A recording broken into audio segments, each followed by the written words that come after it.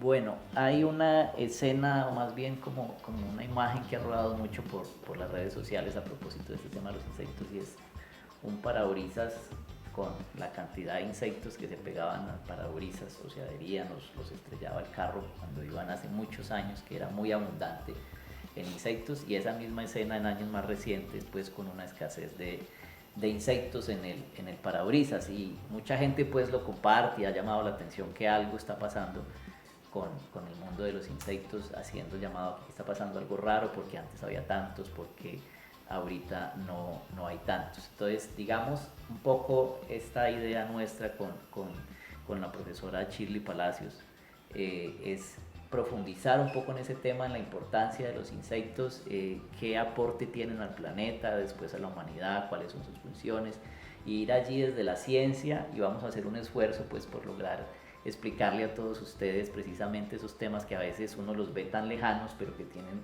más que ver con nosotros de lo que nosotros creemos. Inicialmente en Chile hablábamos ayer un poco quiénes estuvimos primero en este planeta Tierra, nosotros o los insectos. Bueno, Duvernay, muchas gracias por la oportunidad de hablar de este tema, la entomología, que es a lo que yo me dedico como científica. Y efectivamente, pues la pregunta arranca para permitirnos entender lo que usted sugiere. Y efectivamente las cifras son bastante abismales, la diferencia entre cuándo aparecieron los insectos, las plantas y los seres humanos. En la línea evolutiva, las plantas aparecen primero, hace unos 416 millones de años, es lo que dicen algunos registros científicos. Los insectos empiezan a configurarse como clase, como grupo ya definido hace aproximadamente unos 350 millones de años. Y el ser humano como tal, como especie, como homínido, las cifras están entre 1.800.000 y 2.300.000 de años. O sea, nos llevan muchísimos años sobre la Tierra haciendo cambios evolutivos, adaptándose. Entonces, pues ahí están las cifras para entender un poco esa situación.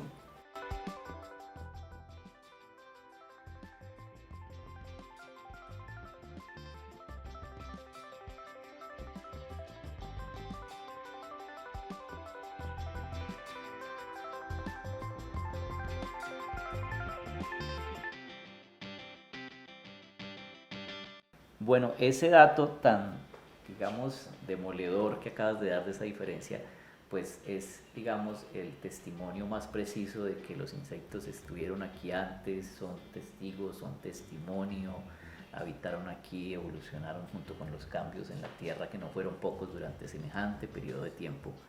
Y mucho después, como tú lo precisas, digamos, científicamente, pues llegó nuestra especie a habitar este planeta, y empezó entonces una relación de qué tipo de nosotros con ellos, porque llegamos, digámoslo así, aterrizamos en el planeta, aparecimos, evolucionamos, y de repente nos encontramos con una especie, en este caso, que son los insectos, que ya habían hecho todo un recorrido para el cual nosotros éramos apenas pues unos seres nacientes. ¿Qué tipo de relación empezó a surgir entre nosotros que aparecimos y estos que ya habían pues estado en la Tierra tantos años? Vale, sí, la relación con los insectos y los humanos pues es casi inevitable porque compartían los espacios donde los insectos estaban y los humanos estaban empezando a colonizar y a formar sus grupos. Entonces ese ser humano que está buscando recursos para alimentarse efectivamente utiliza a los insectos como fuente de alimentación desde el inicio de la humanidad, cuando la humanidad era recolectora.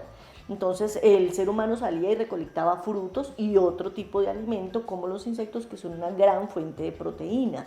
Entonces la relación nace de manera, digamos, positiva en ese sentido, por imitación seguramente de los humanos, viendo cómo otros animales consumían a los insectos, ellos empiezan a utilizarlos como fuente de proteína y como parte de su dieta. Bueno, entonces esos bichos, como le llamamos a algunos que, digamos, desconocemos el tema o ignoramos, pero digamos que hay un terreno abonado porque ya mucha gente está al menos dándole por lo menos un nivel de importancia más grande al que había antes. Ya la gente entiende la necesidad de cuidarlos un poco, de protegerlos, de llamar la atención a los niños, de no hacerles daño, pero aún así seguimos desconociendo mucho de los insectos. Entonces la primera relación uno podría decir que principalmente, tal vez haciendo un salto con garrocho de muchos conocimientos que se nos quedan ahí por cuestión de espacio, fue una relación de tenerlos como una fuente pues, de alimento por las características que tenía la especie humana en ese momento.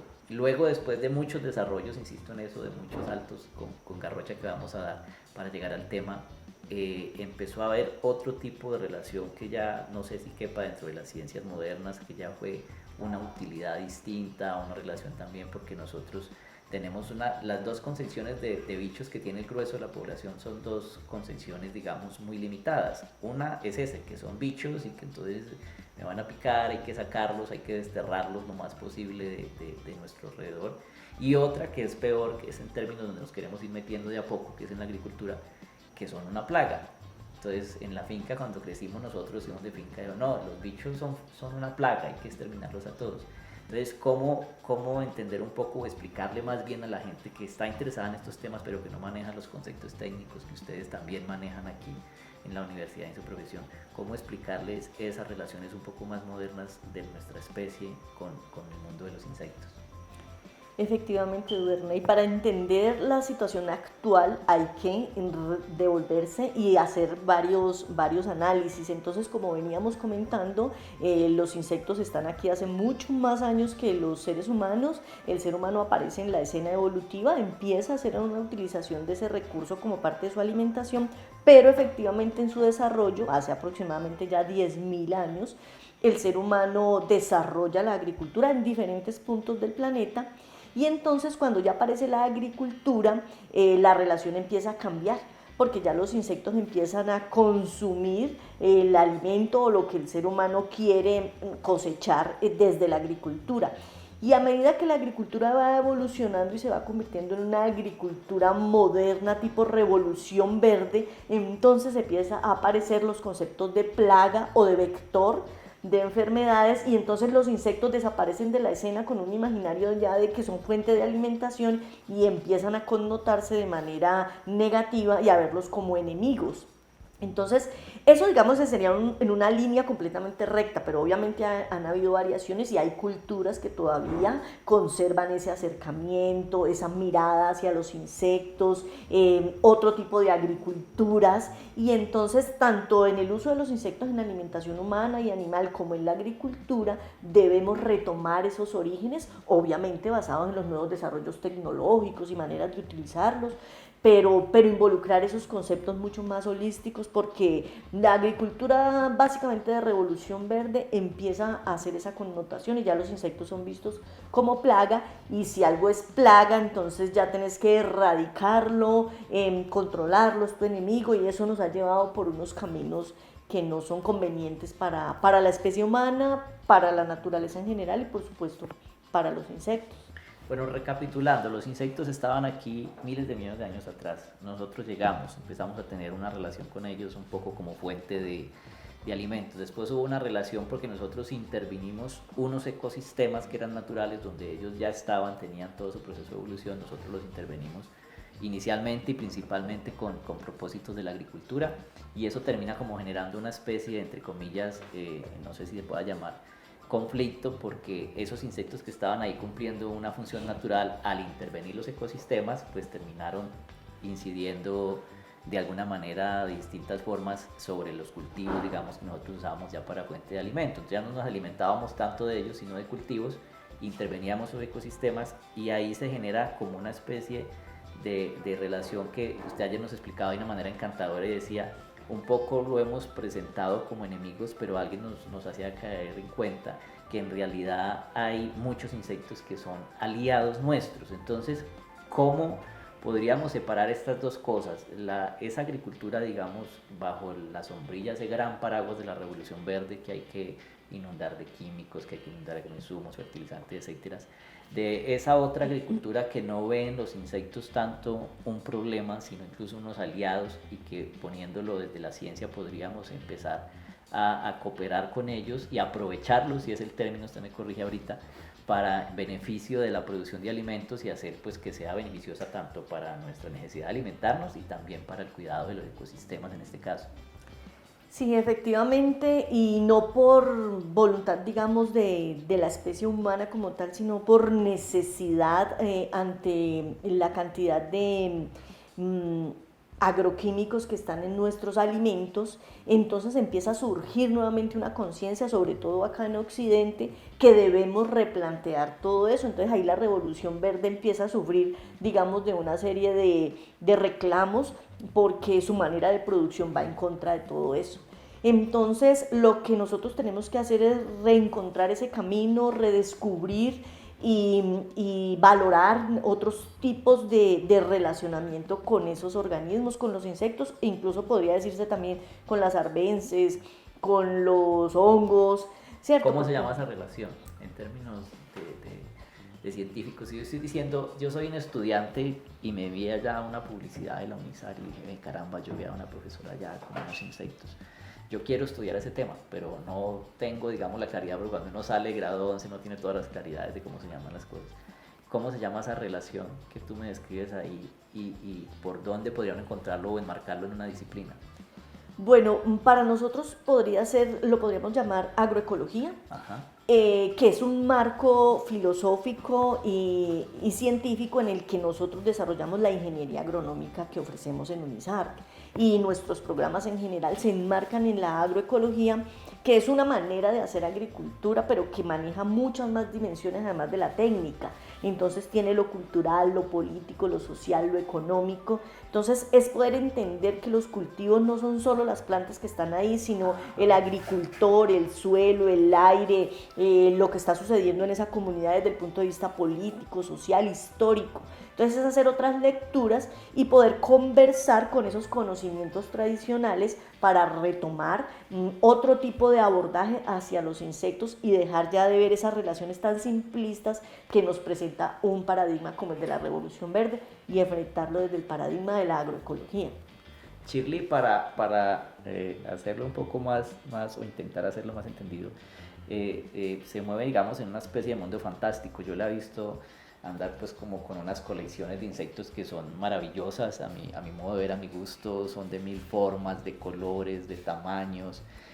Cuando uno la ve en esas exposiciones uno queda encantado, pero cuando ya ustedes explican lo que es ese maravilloso mundo de los insectos que uno ve ahí, que son como de película, cómo se emplean esos insectos en beneficio de la agricultura, es decir, de dejarlos de ver allá en términos de la Revolución Verde como los enemigos que hay que acabarlos a todos, y en vez de eso lo que usted hace, que es maravilloso, es decir, bueno, vamos, al contrario, vengan para acá mis aliados, que los voy a poner al servicio de la agricultura. Bueno, ahí lo primero que hay que entender es que debemos partir del conocimiento y de la voluntad de cambiar el esquema con el cual analizamos la situación y la relación entre las plagas y los cultivos. Entonces, una vez cambiamos el lente, una vez entendemos que lo que estamos interviniendo son agroecosistemas, sistemas complejos donde hay una cantidad de relaciones y las empezamos a potencializar, entonces aparece el control natural y luego el control biológico. Es decir, el control natural es el hecho que sucede en la naturaleza, y es que los organismos se alimentan de otros organismos. Entonces hay mamíferos que consumen vegetales y otra cantidad de relaciones, y desde el punto de vista de la agronomía, pues están los insectos que se comen a otros insectos. Eso sucede en la naturaleza. El ser humano no lo genera, eso se da, pero cuando el ser humano analiza, conoce y ve esa relación, ya la puede potencializar, y ahí entonces el ser humano interviene y nace el control biológico, que ya es una disciplina y es una técnica en la cual aquí en UNISAR preparamos a nuestros estudiantes, y además tenemos un programa de posgrado especializado en el control biológico, que es la utilización de insectos y de otros organismos para el control de las poblaciones de insectos en los cultivos. Entonces aparece así, observando, entendiendo tu entorno y poder potencializar esas relaciones que llamamos control biológico.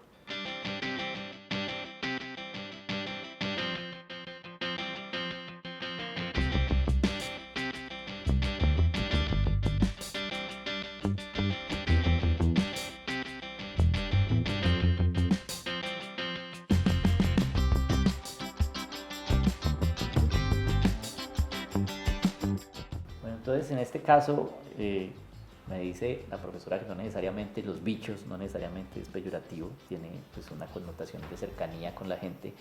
En el mundo de los insectos, cuando vayamos por ejemplo al laboratorio donde tienes tú toda la colección de los insectos que la gente los va a poder ver y se va a poder maravillar, vamos a ver distintos grupos, familias tal vez allí de insectos. Ellos, como hablamos un poco de esa parte evolutiva antes de nosotros y después con nosotros, se relacionan en muchas áreas con los seres humanos, pues, y también con otras especies de animales, etcétera. ¿En qué áreas, además de estas que estamos aquí tocando muy rápidamente, uno puede encontrar la importancia de los bichos? ¿En qué otras disciplinas, por ejemplo? Claro, esa pregunta nace efectivamente de la relación tan estrecha que hay con la presencia de los insectos en los ambientes donde los humanos nos desarrollamos. Entonces, como ellos son tan numerosos, tan variados en tamaño, en forma, en color, en hábitos, entonces es inevitable que el ser humano se encuentre con ellos. Y dada esa relación tan constante, entonces hay muchas áreas en las que los insectos están presentes. Por ejemplo, los insectos en la medicina. Entonces puedo mencionar dos casos y es la del doctor William Baer, que él era estudiante de medicina en la Primera Guerra Mundial, y él descubrió una mosca verde que estaba asociada a las heridas de los soldados, pero esa mosca, en vez de ser perjudicial, ayudaba a sanar las heridas, porque esa larva de esa mosca es más precisa que el bisturí de cualquier cirujano, y ella solo se come las células muertas, entonces limpiaba las heridas. Eso sufrió unos desarrollos científicos y en este momento existen parches ya medicados con insectos criados y pues digamos de manera con toda la asepsia. Pero las larvas son las que están ahí y ayudan a curar heridas. Aquí en Colombia hay laboratorios que lo manejan, en la Universidad del Valle hay experiencias en ese tema y en general en la medicina es conocido esos parches a base de ese insecto que ayuda a sanar heridas. En la medicina también están los reportes de un derméstido, un cucarroncito, Palembus dermestoides, que le dicen el cucarrón del maní, y está asociado a la mejora de la condición pulmonar y por ende lo relacionan con mejoras de las personas afectadas por asma. Sin embargo, para llegar a confirmar que sean cura, pues se necesitan trabajos médicos y tratamientos realmente serios, pero sí hay una relación directa con las sustancias que ese organismo, ese insecto emite, y la capacidad pulmonar se ve mejorada cuando ellos forman parte de una dieta. Entonces, la relación de los insectos con la medicina podría ir por ese lado. También están la relación de los insectos con la industria, porque son fuente de muchas sustancias. Por ejemplo, la laca, los barnices, provienen muchas de esas sustancias, algunas son sintéticas, pero otras son de origen natural y provienen de una escama que se llama la Cifer laca. Es una escama y cuando ella se alimenta de las plantas, bota una sustancia de excreción para ella, pero es una laca. Entonces se utiliza en cosmética y se utiliza en la industria de la pintura. O está, por ejemplo, la seda, que se origina a través de Bombus mori, que es un lepidóptero, una mariposa. Entonces ella come las plantas de morera, pero convierte esa planta en seda. Entonces de ahí, de esos capullos, viene la seda, la tela, que es de origen natural, muy fresca, bueno, con todas las ventajas que tiene. Entonces la industria de la seda pues fue una industria muy boyante. Luego aparecieron las fibras sintéticas, pero sigue teniendo un nicho en el mercado y es originada a partir de un insecto. Esa sería la industria textil. También tenemos los insectos presentes pues en el arte, en la cultura, como parte de alimentación humana y animal. En la genética, para estudios de genéticos se utiliza una mosca, Drosophila melanogaster, que tiene unas células muy grandes y que tiene una capacidad de mutar, digamos, muy elevada. Entonces se presta para muchos modelos de estudios genéticos y de herencia de caracteres. Y pues efectivamente en la agricultura, desde el punto de vista de la polinización, desde el punto de vista de la materia orgánica, que también la degradan, y desde el punto de vista del control natural y el control biológico, ahí los insectos están presentes en esas áreas, por ejemplo, grandes áreas.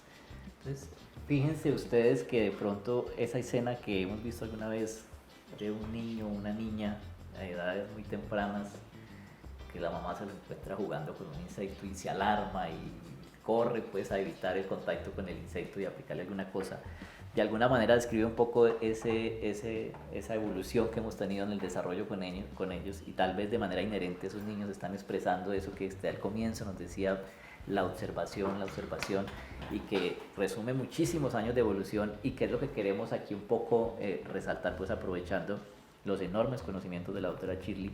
Y insisto en eso, es la importancia de los insectos, que cuando nos asomemos a la ventana o incluso sin tener que asomarnos, cuando estemos escuchando los sonidos de los insectos antes de que anochezca, comprender que cada uno de esos insectos está cumpliendo una función allí, y que cuando ustedes entran desde la ciencia, del conocimiento, y a orientarlos de alguna manera o a aprovecharlos, no sé, insisto si sea el término mío peyorativo, en funciones de lo que usted acaba de escribir, de esas áreas que son muchísimas y queda uno sorprendido. En este caso, que insisto, aquí en la UNISAR, en materia de control biológico, uno escucha que hay muchos avances mundiales. Ayer yo le decía un poco que a veces las personas, cuando uno habla el término control biológico, se alarman, pues porque a través de las películas malas de Hollywood y todas esas cosas se toman como, no, estos van a soltar una pandemia, etcétera. Pero ¿cómo es el control biológico en concreto en beneficio, por ejemplo, de la agricultura? ¿Cómo funciona? ¿Cómo se hace? Que unos dos ejemplos, 3 ejemplos, que la gente diga, esta área del conocimiento de los insectos funciona así. ¿Cómo echar a andar esa parte un poco?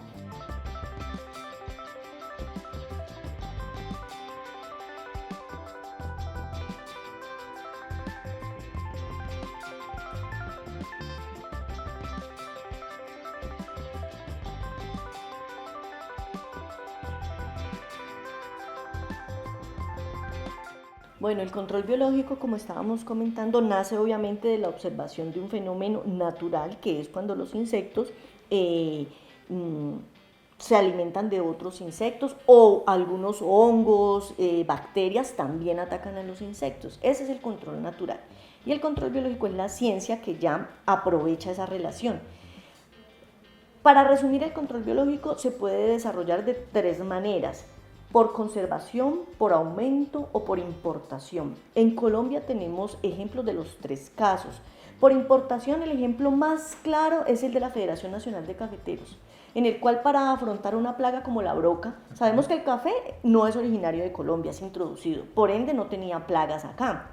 Pero en un momento, por allá en la década de los 80, aparece la broca.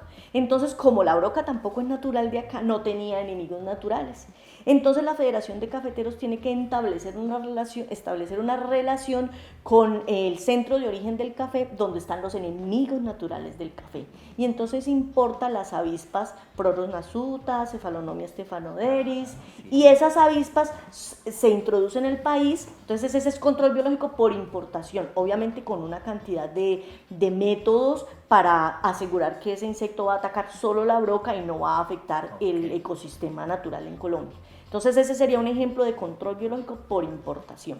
Pero los otros 2 casos, por aumento y por conservación, es cuando ya nosotros los enemigos naturales que tenemos o aliados naturales que tenemos en nuestro agroecosistema los podemos empezar a criar nosotros mismos, o de hecho aquí en Colombia hay laboratorios que los crían, los hay en Medellín, aquí en el norte del Valle, hay personas que crían insectos y los venden, por ejemplo, a los ingenios azucareros. Algunos estudiantes de nosotros y egresados tienen empresas productoras de insectos, entonces venden avispitas como tricograma para el control de diarrea, que es la plaga principal de la caña de azúcar.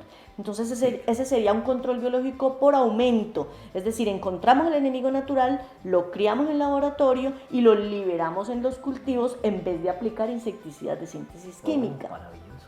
Y por conservación es una de las que más nos gusta y en la que más nosotros queremos, formar a nuestros agricultores.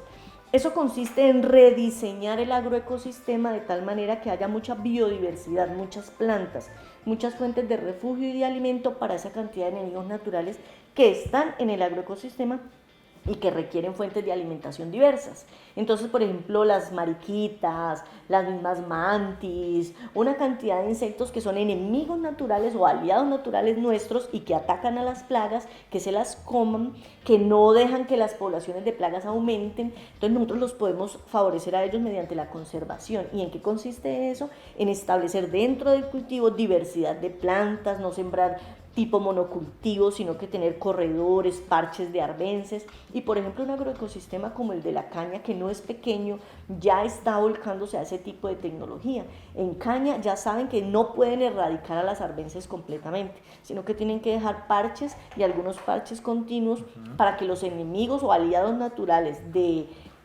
ellos, que son los que atacan a la diatrea, a la plaga de la caña, vivan en esos parches de arbences y puedan ayudar a controlar sin uso de insecticidas una plaga como la de la caña. Bueno, ahí ustedes van viendo un poco que esto, para ir redondeando aquí por cuestiones de tiempo, no es un asunto, se parte seguramente desde el apasionamiento, desde el amor, desde el interés por los insectos, pero para decir todas esas cosas que usted dice como tan fácil y como tan segura, pues hay que tener mucho recorrido académico como el que tiene Shirley, para no tampoco terminar cometiendo una barbaridad seguramente que termine uno por hacer bien. Entonces hay que formarse en estas áreas del conocimiento, además de tener la pasión y el gusto. Yo conocí de estos casos porque estuve alguna vez aquí invitado en la universidad en una presentación de ustedes, que hay una experiencia, digamos, muy fructífera aquí mismo en Santa Rosa de Cabal, una experiencia que adelantaron ustedes con investigación, con trabajo en campo, con resultados. Cuéntenos cómo fue esa experiencia, qué resultados dio y el hecho de que implique que es ya una teoría sometida a la realidad en beneficio de un grupo de la sociedad. Bueno, me encanta mucho que hable de ese trabajo. Es un trabajo efectivamente, como usted lo señala, de mucho tiempo y de muchas personas, pero que terminó redundando en un beneficio para los moricultores, específicamente de Santa Rosa y en general de Risaralda. Nosotros hicimos un proyecto, el proyecto Regalías, en el cual trabajamos con los sistemas productivos mora, plátano, forestales, medicinales. Y en ese proyecto hicimos una serie de trabajos, estudiantes de pregrado y de maestría, e incluso mi tesis doctoral se desarrolló allí, para conocer el agroecosistema y poder empezar a entender que el agroecosistema mora podría ser rediseñado. Entonces establecimos varias parcelas en compañía con los agricultores, quienes de primera mano vieron que en realidad ya habían enemigos naturales y había posibilidad de controlar los insectos plaga de otra manera. Entonces ellos fueron co-investigadores con nosotros. Establecimos las parcelas, hicimos las demostraciones, encontramos los enemigos naturales de los trips, que en ese momento era el insecto al que los agricultores dirigían sus aplicaciones de insecticidas. Entonces, mediante esa misma investigación con ellos, les mostramos a un chinche, que es el depredador de ese insecto, y ellos vieron cómo ese chinche se comía a los trips. Y entonces les ayudamos a entender que ese chinche se refugiaba en las arbences. Entonces ellos mismos empezaron también a contarnos cómo ellos podían diversificar su sistema mora. Entonces ya estaban haciendo, digamos, algunos ensayos para mezclar la mora, no en monocultivo, sino con otras cosas, y a través de ese conocimiento se vieron animados a continuar haciéndolo. Entonces la mezclaban con arracacha, con maíz, con frijoles, con chachafruto, con lulo, dejaban las arbences. Empezaron a hacer toda esa cantidad de prácticas y empezaron a observar cómo los problemas que les generaba a las poblaciones de trips empezaban a disminuir, no necesitaban aplicar tantos insecticidas y la calidad de la mora era superior, porque pues como es un fruto que se consume en fresco, no puede tener trazas de insecticidas. Nosotros también en esa investigación encontramos que además de los insectos que podían ayudar a controlar una plaga como los trips, también estaban los hongos entomopatógenos. Y con ellos adelantamos unas investigaciones también que nos permitían aplicar esos hongos en el plato de la planta.